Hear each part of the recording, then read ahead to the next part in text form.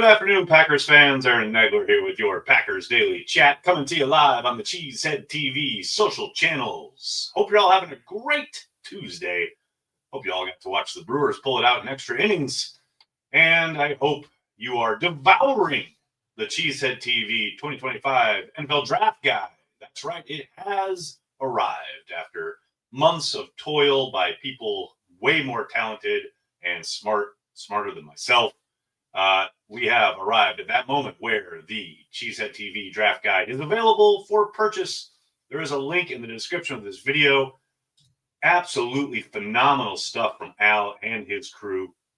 Every year, it seems, they make it better and bigger and just more engaging than the last. This year is no different. It's kind of crazy to think it's been, 15 years we've been doing this now? It's kind of insane, but as I say all the time, it's outstanding work from everybody involved. You got plenty of time between now and the draft to bone up and be the smartest person in the room while you're watching the draft with your Cheesehead TV Draft Guide. Available right now, like I said, link in the description of this video.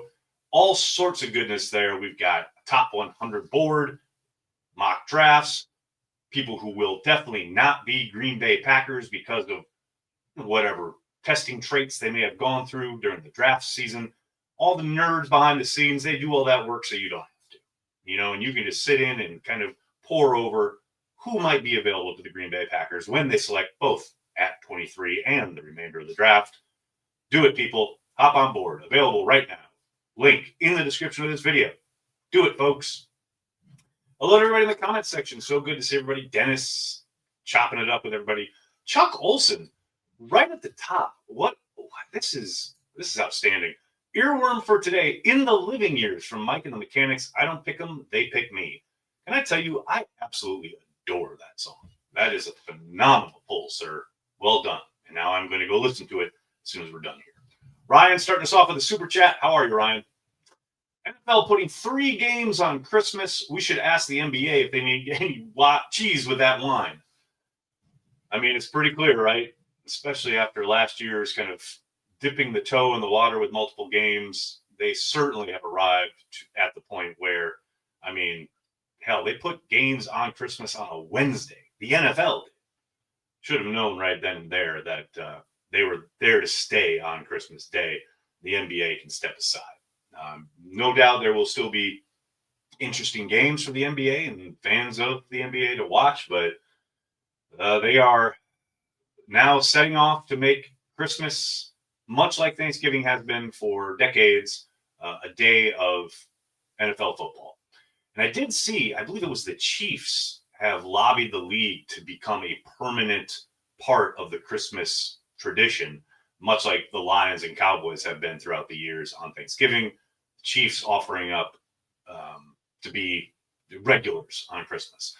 I don't ever want to hear the Packers off. Man, it's hard enough watching the Packers play on Thanksgiving, and we've certainly seen the Packers play on Christmas a couple of times here in the last 5-6 years. I don't mind the games on Christmas. I do not like when the Packers play on Christmas. I would much rather be not invested in the outcome of a football game on Christmas Day. Thanksgiving, I can make it work, and especially they played Thanksgiving night this last year. I actually kind of liked that because you have your day, in the morning, watch that first game in Detroit, get stuffed with your turkey, then you take your little nap, and then you have the night game. I'm down with that. Even if the Packers are on Thanksgiving, if it's at night, I can handle it. But yeah, Christmas Day, I'm too tightly wound during Packers games to be enjoying anything on Christmas because the whole time I'm waiting for the game to start. And then the game happens, and hopefully they win. But there's always the possibility they could lose, and then that's going to ruin my Christmas. So, yeah, I'm not a huge fan of the Packers on Christmas Day. But NFL on Christmas, I'm in. I'll watch. I'll love it. And, I hope you're all up to date on your streaming services because 2 of those games are on Netflix, and the final one is on Amazon. So it is a brave new world. No question about it. Oh, no. Aaron, I got audio issues. Audio issues, people. Oh, I know what it is. Hold on. Audio issues. How's that? See, that's what happens when you have signal, but not the right signal. But now we got signal. So that's what I'm talking about. Christmas Day, football. I guess I can handle it. I guess I can get used to it. I guess it's here to stay, so I might as well get used to it. But yeah, with the Packers on Christmas, it's just not my thing. Thanksgiving I'll deal with, but yeah, Packers on Christmas Day, not a huge fan. But I know the NFL does not care one bit what I say, so that is what it is. Rai, this is a great question, man. Is LaFleur being purposely coy when he talks about how he defines play action? He dismissed Love turning his back to the defense as play action in his season-ending presser. I've been wanting to talk to him about this all offseason, and hopefully at some point I'll be able to do so, because I have the exact same question. It does feel like he's being purposely coy and being a bit facetious when he talks about the definitions of play action and what they consider one to be and not the other. And it really felt like a way to kind of dismiss, I believe it was Ryan Wood's question at the time, without having to really kind of dig into it and answer. Or no, I'm sorry, it was Tom. It was Silverstein. To not really have to dig into answering that question in public, which is fine. It's his prerogative, and I kind of understand it, because I do think it gets back to this idea that Jordan Love was dealing with that knee, and they were trying to be cognizant of it, and probably a lot of what they were doing offensively was designed around trying to keep him comfortable. And I don't think they'd ever own up to it, but I think they were not fans of having him push out from under center as much as he did back in 2023. That's all guesswork on my part. And all that to say, I'm with you. I thought that was interesting only because usually when he's asked a football question like that, he's very forthcoming, right? And he does kind of love delving into those details. But in that answer, he seemed very, I don't want to say evasive, because he talked about it and the differences and things like that, especially the stuff from the shotgun versus under center. But it did feel like he didn't really get into it in a meaningful way, in a football sense, in a way that he has on plenty of other football topics. So I'm with you, man. I thought he was purposely kind of evading things there. What else we got here, folks? J-Rock, how you doing, man? Wicks and Dobbs were rumored in trades this year. Do the Packers tell the players when rumors start, especially if they are not true? Not necessarily, J-Rock. I get the question. You got to remember all that stuff. I mean, rumors, some of it's reporting, right? Especially around the combine, there were reports that Dobbs or Wicks were in conversations to be traded, etc.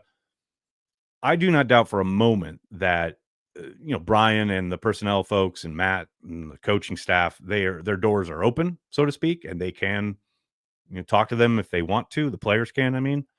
But there's also, there's weird kind of rules about what you can talk to guys about and when you can reach out to them. So it's not like they can be incredibly proactive if the guys aren't in the building. And even when you're in the building, you're only allowed to talk to them about certain stuff, etc. This is all because of the CBA and the NFLPA wanting to separate the offseason from, the offseason program work and things like that. But, I know, for instance, Brian said he had extensive talks with Josh Jacobs, both before what he said at the Super Bowl and after, right? So I do think, if these guys are worried about anything, they're most likely going to talk to their agents, and the agents will most likely bring those things up to Brian or whoever they're talking to in the personnel group. I don't think they're proactive about it because everybody knows it's a business. If your name gets mentioned, well, yeah, it's a possibility. You might get traded. Welcome to the NFL. But I do think they try to keep their doors open as possible for those kind of conversations. Yeah. Joe, how are you, man? I wonder if the Chiefs have asked their players if they want to have to play on Christmas every year. Joe, I would tend to doubt it, and I don't think they much care. How's that? It ain't show friends, it's show business. What else we got? Oh, Mick, interesting question. Will coaching changes affect penalties and or drops? Well, there haven't been too many coaching changes on the offensive side. I mean, I think there was a what do you call it? Oh God, what's the phrase? The lowest level of on the staff. God, oh, quality control. God, I don't know why I couldn't remember that phrasing for a second. I think there was a change there, but for the most part, most of that staff on the offensive side has stayed intact. Obviously, on the defensive side, there was a pretty major shakeup. But there has been the transient nature, as there is every offseason, of guys coming and going. I don't think it's a huge kind of component to any of the issues they had in regards to drops specifically. I do think most of that, and it's what Matt alluded to yesterday in the coaches' breakfast, a lot of that is down to focus on the player's part, right? Now, you can drill it and you can emphasize it and do all the things that coaches want to do when it comes to the drops, but ultimately it's down to the players. They're the ones who got to make it work. Um, Jimmy Robinson is the greatest wide receivers coach I think I've ever seen the Packers have in my time on this earth. And even he got frustrated at times with guys like James Jones or Donald Lee having drops. And I remember him just blowing up on dudes on the sideline. But it's part of the game. And as a coach, that's what can become so frustrating, right? Because you do all these things. You do try to make it a point of emphasis. You do harp on it practice after practice after practice. And then you go out there and those guys still have drops. So, yeah, I mean, ultimately, coach, you can change coaches, you can change your routines and what have you, but it comes down to the players. And they're the ones that have to focus and they're the ones who have to execute. What else we got here, folks? Ed, how are you, man? So after a couple or two, has anyone in management started a rumor as a practical joke? Not that I know of, Ed. I mean, these guys love playing pranks, though. But yeah, no, not that I'm aware of. That'd be a good question for somebody, though. Jennifer, how are you? Thanks for checking out the stream. Do you think Rodgers will retire? I don't actually. I know it's definitely seems like a possibility at this point, right? The longer this drags on, the longer that he's not in the fold, so to speak, with the Steelers, it sure feels like, yeah, it's a decent possibility. But I don't think he will. I think he doesn't want to go out the way it kind of looks like he went out with New York, right? I mean, what a failed experiment. And he did play noticeably better down the stretch last year, the kind of last month plus of the season, right? And I think in his mind, give him a full year, especially if he is able to land with the Steelers. They've got some serious downfield weapons.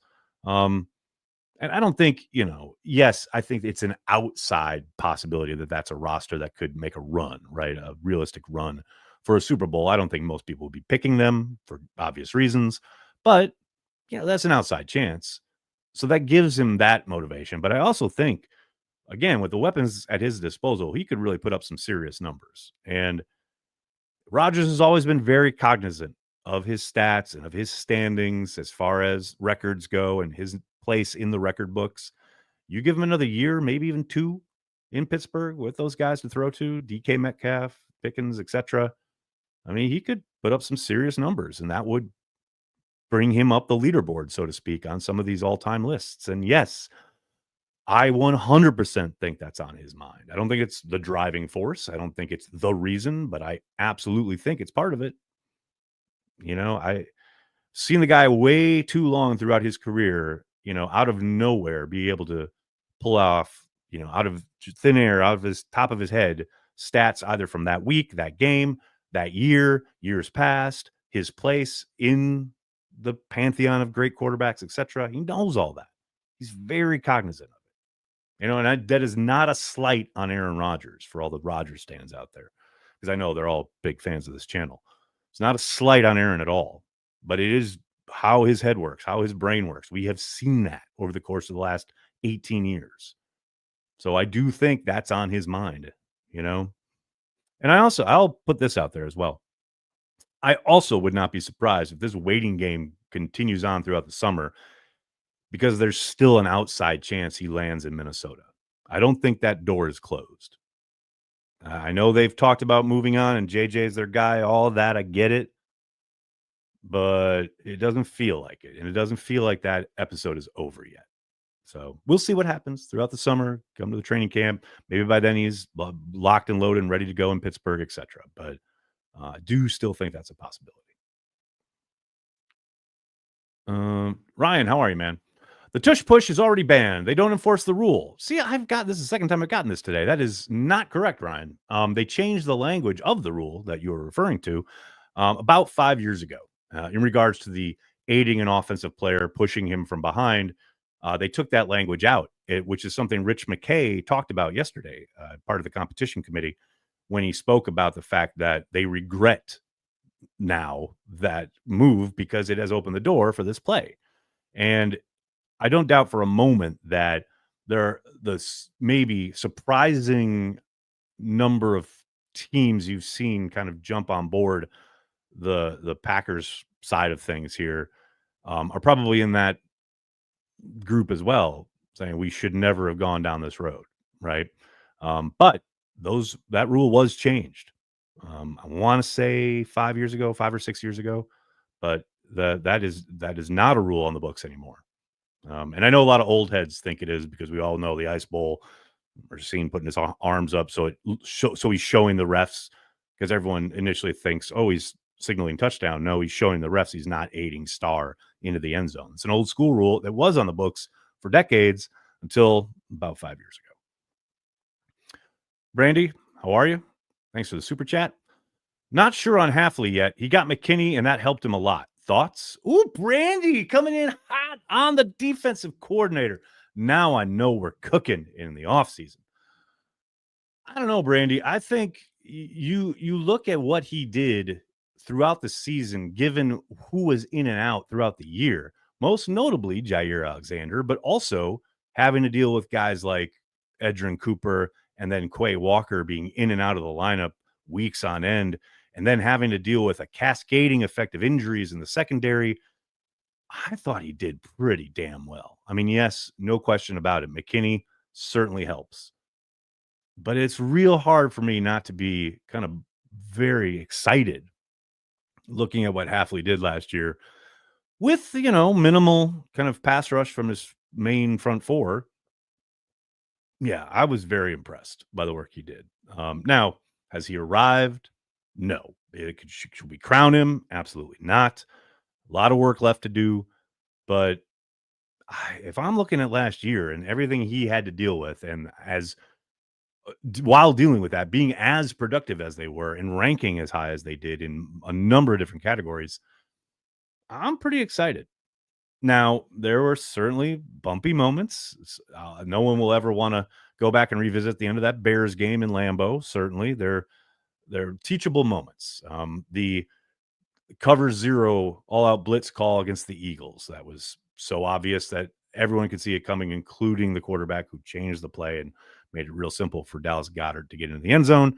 Moments like that are teachable, right? And you're a first-year defensive coordinator in the NFL. You're gonna take your lumps, but by and large, I don't know, Brandy. I'm in. I'm in on Halfley. But like I said, I get the trepidation, especially from you. That is who you are. So cautious optimism. Let's go with that. Let's go with that one.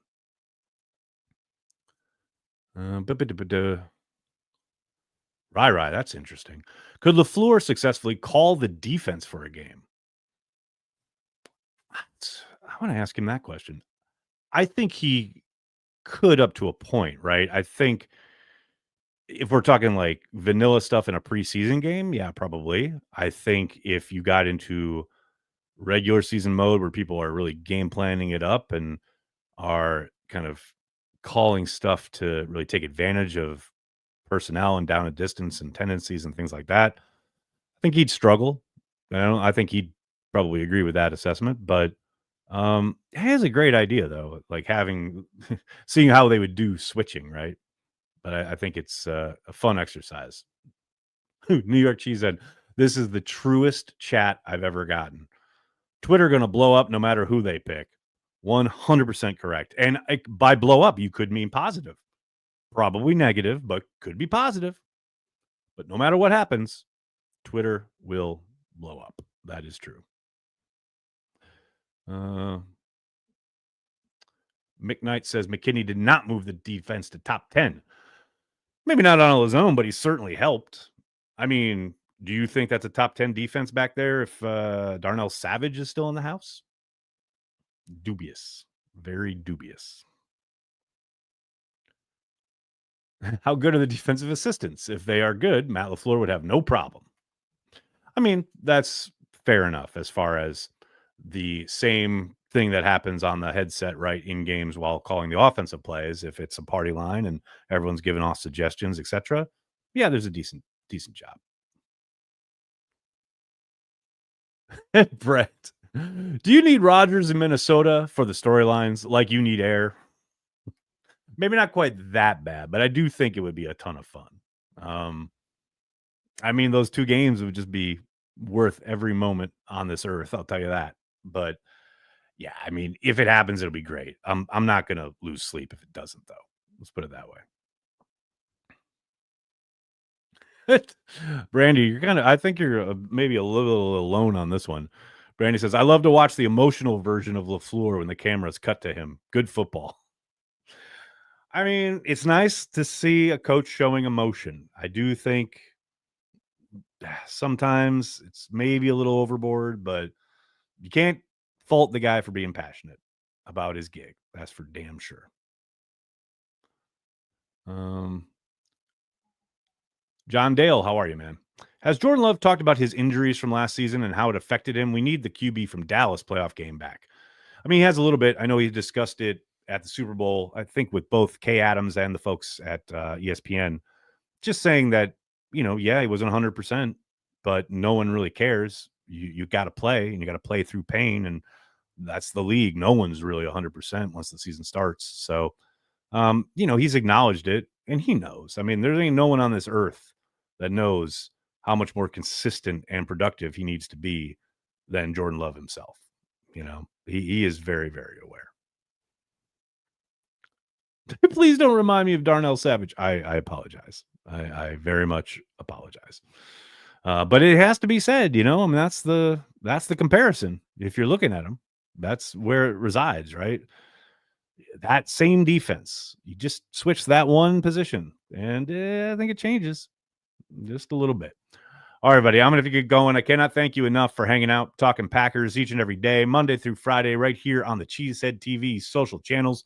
Please do me a monster favor. Hit like on the video, subscribe to the channel, and then tell your friends and tell your family. Cheesehead TV, we are devoted to Green Bay Packers fans worldwide.